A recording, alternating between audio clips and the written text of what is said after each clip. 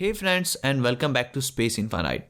और आज के एपिसोड में हम डिस्कस करने वाले हैं यूनिवर्स की सबसे डोमिनेटिंग और मिस्टीरियस फोर्स के बारे में, जिसे कहते हैं डार्क एनर्जी। डार्क एनर्जी ये एक मिस्टीरियस एनर्जी है यूनिवर्स की जो ग्रेविटी के अपोजिट वर्क करती है, और यही डार्क एनर्जी रिस्पॉन्सिबल है यूनिवर्स के एक्सेलरेटिंग एक्सपेंशन के पीछे।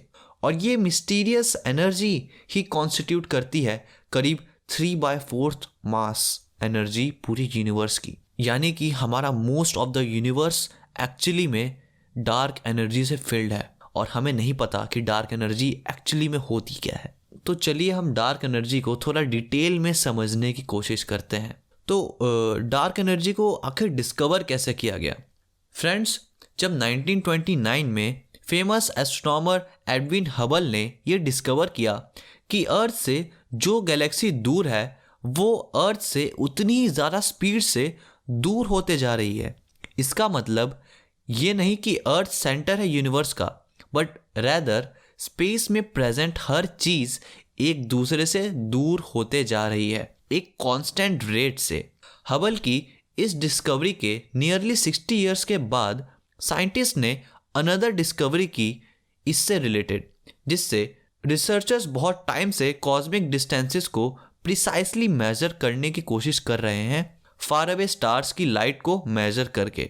लेट 1990s में डिस्टेंट सुपरनोवास को एग्जामिन करने के बाद एस्ट्रोनॉमर्स और साइंटिस्ट ने ये ऑब्जर्व किया कि स्टेलर एक्सप्लोजन से आने वाली लाइट और डिमर हो गई है, जितना साइंटिस्ट और एस्ट्रोनॉमर्स ने एक्सपेक्ट भी नहीं किया था। इस ऑब्जर्वेशन से ये समझ आता है कि यूनिवर्स सिर्फ एक्सपैंड नहीं हो रहा, बट ऑल्सो एक्सेलरेटिंग रेट से एक्सपैंड हो रहा है। तो फ्रेंड्स, इससे हमें ये समझ आया कि डार्क एनर्जी जैसी कोई एनर्जी प्रेजेंट है यूनिवर्स में, जो कि यूनिवर्स को एक्सपैंड तो कर रही है, बट इसके साथ साथ ये सिर्फ यूनिवर्स को एक्सपैंड नहीं कर रही, ये यूनिवर्स को एक्सेलरेटिंग रेट के साथ एक्सपैंड कर रही है। तो एक्चुअली में डार्क एनर्जी करती क्या है? फ्रेंड्स, रिसर्चर्स डार्क एनर्जी को कंप्लीटली अंडरस्टैंड नहीं करते हैं, इसलिए on basis of knowledge and data researchers ने मॉडल्स कंस्ट्रक्ट किए हैं यूनिवर्स के, जो मॉडल्स बिग बैंग से लेकर मॉडर्न डे यूनिवर्स के स्ट्रक्चर्स के बारे में भी एक्सप्लेन करते हैं। इनमें से कुछ मॉडल्स ऐसा भी प्रेडिक्ट करते हैं कि डार्क एनर्जी यूनिवर्स में प्रेजेंट हर चीज़ को रिप ऑफ कर सकती है आज से बिलियंस ऑफ ईयर्स के बाद।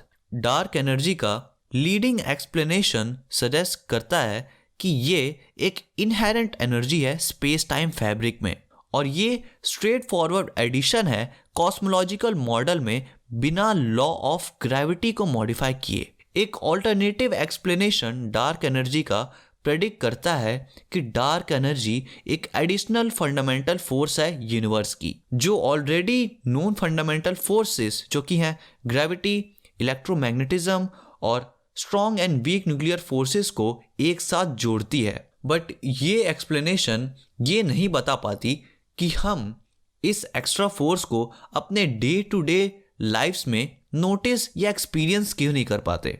सो थियरिस्ट ने ऐसे क्रिएटिव मॉडल्स भी बिल्ड किए हैं जो सजेस्ट करते हैं कि ये मिस्टीरियस फोर्स हिडन है नेचर में। फ्रेंड्स, डार्क एनर्जी की मेजरमेंट करेंटली फिजिक्स और साइंस कम्युनिटी में इंटेंस डिबेट का सब्जेक्ट है। कुछ रिसर्चर्स ने डार्क एनर्जी के पावर को मेजर करने की भी कोशिश की है कॉस्मिक माइक्रोवेव बैकग्राउंड को मेजर करके, लेकिन दूसरे एस्ट्रोनॉमर्स जो डार्क एनर्जी के स्ट्रेंथ को डिस्टेंट कॉस्मिक ऑब्जेक्ट्स के लाइट को डिटेक्ट करके मेजर करते हैं, उन्होंने डार्क एनर्जी के पावर की वैल्यू बहुत डिफरेंट मेजर की है, और कोई भी नहीं जानता कि हमें इतने मेजर डिफरेंस क्यों दिख रहे हैं डार्क एनर्जी की इन वैल्यूज़ में। कुछ एक्सपर्ट्स का मानना है कि डार्क एनर्जी की पावर वेरी करती है टाइम के साथ। एक और तरीका जिससे हम इसे समझने की कोशिश कर सकते हैं वो है कि इसे एक फ्लूइड की तरह देखा जाए। इसके पीछे का सेंस ये है क्योंकि हम डार्क एनर्जी को इसकी डेंसिटी और प्रेशर की मदद से डिस्क्राइब कर सकते हैं। ये दो प्रॉपर्टीज़ ही हमें ये बताती हैं कि ये यूनिवर्स के एक्सपेंशन को कैसे इफेक्ट करता है। जितनी डार्क एनर्जी एक रीजन ऑफ स्पेस में होगी, यानी कि जितनी डार्क एनर्जी की डेंसिटी होगी, इसका इफेक्ट उतना ही स्ट्रांग होगा। बट एक क्रूशल फैक्टर डार्क एनर्जी में यह है कि किसी भी ऑब्जेक्ट से अलग डार्क एनर्जी के पास नेगेटिव प्रेशर होता है, और इसी वजह से डार्क एनर्जी ग्रेविटेशनली रिपल्सिव होती है। तो नेगेटिव प्रेशर डार्क एनर्जी को रिपल्सिव कैसे बनाती है?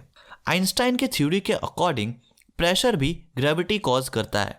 एक ऑर्डिनरी मैटर के लिए ये नेग्लिजिबल होता है, लेकिन अगर किसी ऑब्जेक्ट में प्रेशर इतना सिग्निफिकेंट एनर्जी डेंसिटी के फ्रैक्शन में हो और अगर वो प्रेशर नेगेटिव हो, यानी कि आइंस्टाइन की थ्योरी में हम इस प्रेशर को नेगेटिव कर दें, तो ग्रेविटी अट्रैक्ट करने की जगह रिपेल करेगी।